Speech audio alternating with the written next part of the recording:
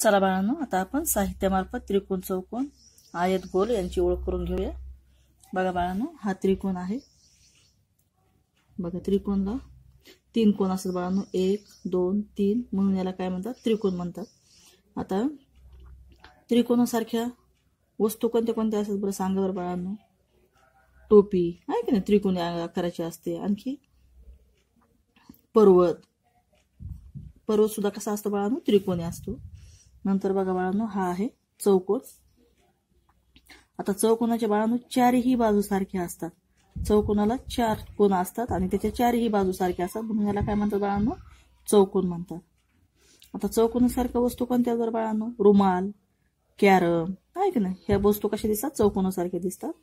नंतर बघा पुढे आहे आयत।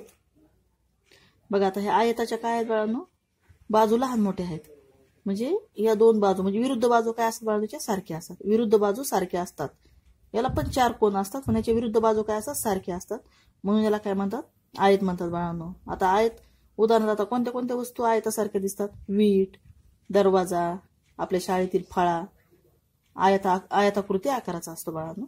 नंतर खाली आहे गोल। दिसला सर्वांना गोल? बघा हा पूर्ण गोल आहे, म्हणून याला काय म्हणतात, वर्तुळ म्हणतात बाळांनो, गोल म्हणतात। बघा पूर्ण गोल आहे। आता अशा वस्तू कोणत्या कोणत्या असं सांगा बरं। चाक असतं बाळांनो गाडीचं, आहे की। आणखी प्लेट, आणखी हातातली बांगडी या आकाराची असते, आहे की नाही।